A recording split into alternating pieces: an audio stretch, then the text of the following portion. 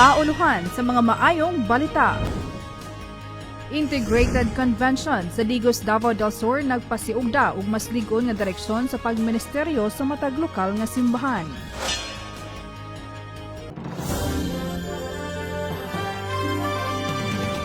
Gikan sa Adventist Media Center Davao, kini ang Adventist News Weekend.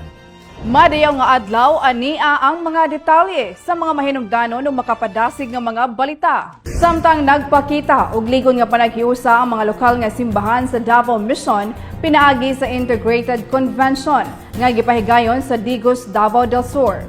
Ang programa nagtumong sa pagpalambo sa hiniusang direksyon sa pagministeryo, diin gipasiugda ang importansya sa koordinasyon, pagtinabangay ug panaghiusa. Si Shane May Balongkas alang sa dugang detalye. Faithful stewards proclaiming the everlasting gospel through discipleship, service, and literature. Kini mao ang tema sa Integrated Convention ni gipahigayon dinhi sa Digos Central Seventh-day Adventist Church.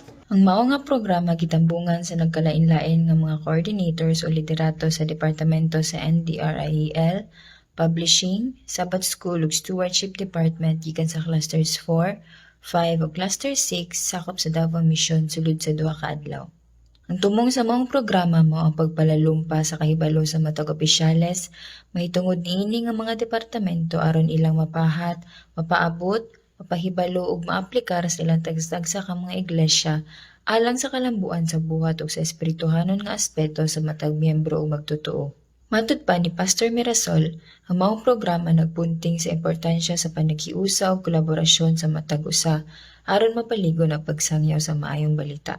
Usa kini ka pamaagi nga diin kita naga-integrate nini nga mga department aron mahimo nga mas epektibo pagayod ang pagmensahe sa maayong balita sa pagproclaim sa everlasting gospel sa tibuok nga mga kaigsuonan sa sakop sa Davao Mission.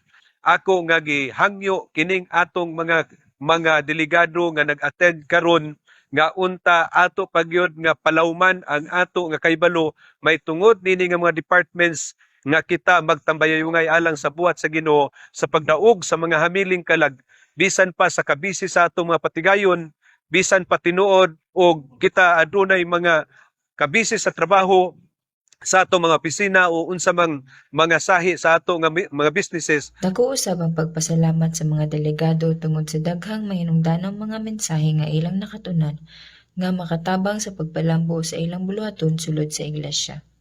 Sa kinatibuk-an, ang maong Integrated Convention nahimong usa ka malampuson nga panagtigom nga naghatag inspirasyon ug dugang kaandam sa mga lider sa pagpadayon sa ilang buluhaton sa pag-alagad. Daghan kayong programa ginahimo alang pagpalambo sa iglesia, labi na ang pag-nurture sa mga small group nga mas mulalom pagyud ang ilahang paghigugma, no?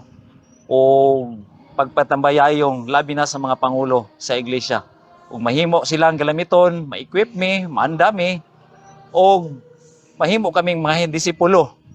Pinaagi sa panaghiusa, pagtuon ug pagpaambit sa kahibalo, gilauman nga mas palig-on pa ang matag departamento ng espirituhanong kinabuhi sa matag miyembro sa iglesia.